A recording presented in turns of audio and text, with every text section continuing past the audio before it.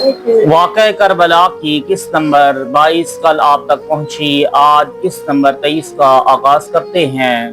شواہد النبوت میں ام المؤمنین حضرت عائشہ صدیقہ رضی اللہ تعالی عنہا سے روایت نقل کی گئی ہے کہ ایک روز حضور نبی رحمت صلی اللہ علیہ وآلہ وسلم حضرت جبریل امین علیہ السلام کے ساتھ تشریف فرما تھے کہ حضرت حسین بن علی علیہ السلام تشریف لے آئے۔ حضرت جبرائیل نے پوچھا یہ کون ہے؟ آپ نے فرمایا میرا بیٹا ہے، اور امام حسین کو اپنی گود میں بٹھا لیا۔ جبرائیل نے کہا ان قریب انہیں شہید کر دیا جائے گا۔ آپ نے پوچھا اسے کون قتل کرے گا؟ جبرائیل نے کہا آپ کی امت کا ایک گروہ، اگر آپ چاہیں تو میں آپ کو بتاؤں انہیں کہاں شہید کیا جائے گا۔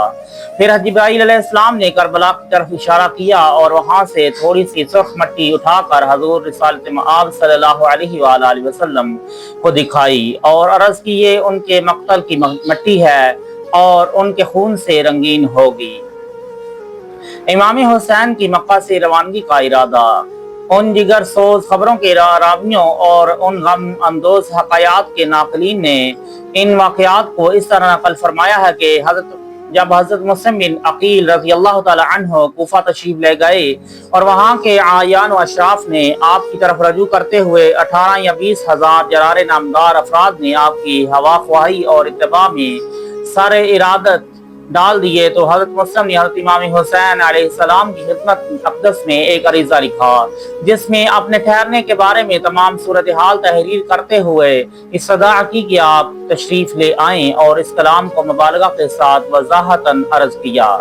جب یہ مکتوب امام علی مقام حضرت امام حسین علیہ السلام کی بارگاہ اقدس میں پہنچا، آپ نے عراق کی طرف روانگی کا ارادہ فرما لیا اور سامانے سفر تیار کرنے لگے۔ آپ کے محبین و مخلصین نے آپ سے موافقت نہ کی بلکہ ہر چند آپ کو جانے سے روکنے کی کوشش کی اور اپنے دعویٰ کو دلائل و براہین موقدہ سے قائم کیا، مگر کچھ فائدہ نہ ہوا۔ حضرت ابن عباس کا مشورہ۔ بلاخر حضرت عبداللہ ابن عباس رضی اللہ تعالیٰ عنہما نے تنہائی میں آپ سے شرف ملاقات حاصل کیا اور عرض کی اے ابن عم، میں نے سنا ہے کہ آپ نے کوفہ کی طرف جانے کا ارادہ فرمایا ہے۔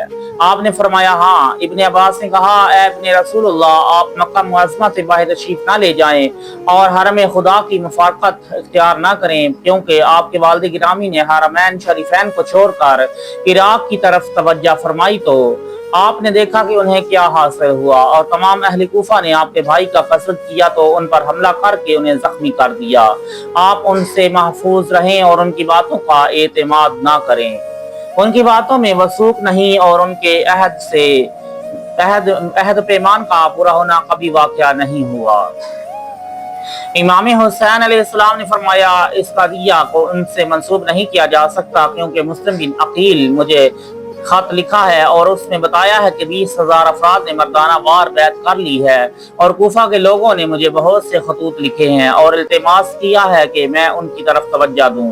ممکن ہے کہ حق کا امر ظہور میں آ جائے اور باطل کی مہم ٹوٹ جائے، نیز اس وقت مجھ پر اتمام حجت لازم ہے، اگر میں نہ جاؤں تو اللہ تعالیٰ کے ہاں کیا جواب دوں گا۔ ابن عباس نے کہا ابی یزید کا گورنر اس شہر میں ہے اور وہ ملک کے اس کے لوگوں کے تصرف میں ہے۔ اگر کوفی اپنے گورنر کو شہر سے نکال کر وہاں کی حکومت میں متصرف ہو جائیں تو پھر ان کی طرف آپ کا توجہ فرمانا درست ہے، اور اگر وہ ایسا نہیں کرتے تو آپ کو بہرحال یزید کے لشکر سے نبرد آزما ہونا پڑے گا۔ ممکن ہے کہ اس صورت میں آپ کو ان کی نصرت و امداد حاصل نہ ہو سکے اور آپ بے کس و بے فریاد رس ہی رہ جائیں۔ امام حسین علیہ السلام نے فرمایا آپ کی اس بات پر غور کروں گا اور اس کا جواب کل دوں گا۔ امام حسین کا قرآن سے شہادت کی فال لینا۔ حضرت ابن عباس رضی اللہ تعالی عنہما چلے گئے تو حضرت امام حسین علیہ السلام نے قرآن مجید کی اس آیت سے فال نکالی کل نفس ذائقۃ الموت وانما توفون اجورکم یوم القیامہ، ہر جان موت کا مزہ چکھنے والی ہے اور یقیناً تم قیامت کے دن پورا بدلہ دیا جائے گا۔ امام حسین علیہ السلام نے فرمایا صدق اللہ و صدق رسول، میں نے اپنے جد امجد کی جو بات خواب میں سنی تھی اور اپنے پروردگار کا وہ کلام جو استخارہ میں واضح ہوا ہے، دونوں ہی میری شہادت کی تائید کرتے ہیں اور مجھے اس سے چارہ نہیں۔ दूसरे दिन हज़रत इब्न अब्बास रज़ियल्लाहु ताला अन्हुमा ने हाज़िर खिदमत होकर अर्ज़ की, या इब्न रसूलल्लाह, आपने क्या सोचा है? आपने फरमाया, इराक का सफ़र मुसम्मम इरादा कर लिया है और दिल को क़ज़ाए रुबानी और हुक्म सुबहानी पर रख दिया है। जिस अमर में रज़ाए हक होगी उसी में मेरी रज़ा होगी।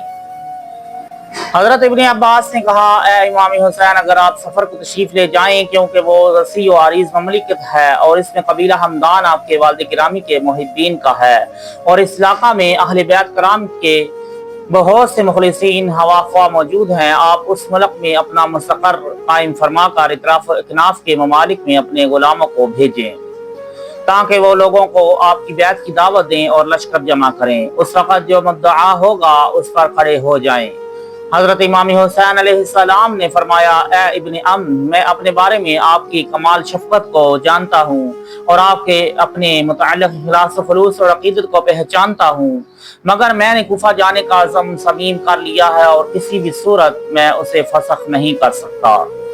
इस सफ़र में एक राज है जो ज़हूर पजीर होगा और मैं जानता हूँ कि मेरे साथ क्या वाक़या पेश आने वाला है, और ये मैंने अपने जद्द अमजद सल्लल्लाहु अलैहि वसल्लम और अपने वालिद गिरामी अलैहिस्सलाम से सुन रखा है कि क्या आप नहीं जानते कि मेरे वालिद गिरामी ने बार बार मिंबर पर फरमाया था, ऊतियत अल्मल मनावया वल बलाया।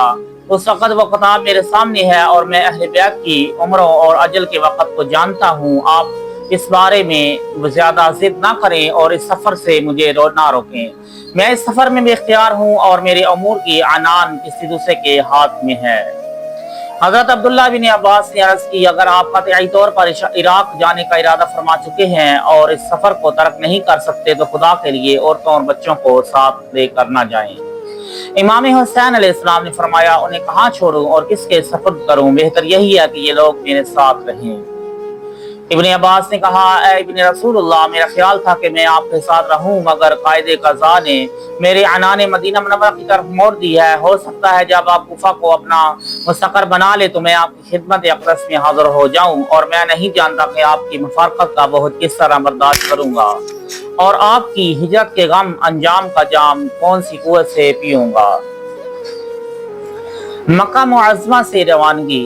बाद अज़ां इमाम अली मुक़ाम इमाम हुसैन अलैहिस्सलाम ने अपने बरादरान और हवा खवाहान और अजीज़ान और अक़ारब को जमा फरमाया और ख़वातीन और अतफ़ाल के लिए महमल तैयार किए और ज़िलहज्जा मुबारक की 3 तारीख को मक्का मुअज़्ज़मा से बाहर निकले और रास्ते की तरफ रुख कर लिया। रवायत आई है कि आपके खालिस व मुखलिस मुहिब ने अर्ज़ की, या इब्न रसूलल्लाह, कुफा की तरफ जाना मसलहत नहीं, क्योंकि अहले कुफा वफा की बात करते हैं और उनकी वफा ख़त्म हो जाती है। इमाम हुसैन अलैहिस्सलाम ने जवाब दिया, मैं उनकी हुज्जत के इल्ज़ाम से डरता हूँ और यहाँ इस डर से मैंने इस मुसीबत को कबूल करते हुए बारे सफ़र तैयार किया है कि गैब से कमद डाल दी गई है और मैं उस गमन का गिरफ्तार हूँ। जब आप मंजिल सफ़ाह पर तशरीफ ले गए और फरज़ोक शायर को इराक की तरफ से आते देखा, जब फरज़ोक ने आपकी जमाल जहां आरा को देखा तो फौरन घोड़े से छलांग लगा दी और आपके पांव मुबारक और रकाबों को बोसा दिया। इमाम अली मकाम ने फरमाया, ए फरज़ोक, क्या तू कुफा से आया है? फरज़ोक ने कहा, हाँ ए रसूलुल्लाह सल्लल्लाहु अलैहि वसल्लम के बेटे। इमाम अली मकाम ने पूछा, तूने कुफा के लोगों को किस हाल में छोड़ा? फरज़ोक ने कहा, उनके दिल आपके साथ हैं क्योंकि आप हक के रास्ते पर हैं, और उनकी तलवारें बनु उमैया के साथ हैं क्योंकि वो उन्हें दुनिया का माल देते हैं। इमाम अली मकाम ने फरमाया, तूने सच कहा है। फिर आपने फरज़ोक को रुखसत किया और हरम की तरफ रुख कर लिया। जब आप बतन रमा के मकाम पर पहुंचे तो आपने कैस बिन नसर को एक खत देकर कुफा की तरफ रवाना किया और खत का मजमून ये था, हमें मुस्लिम नकील का खत मौसूल हुआ, तुम्हारी हमारी खिलाफत पर इत्तेफाक और शौक और तुम्हारी वहाँ हमारे आने की आज़मंदी के बारे में मालूम हुआ।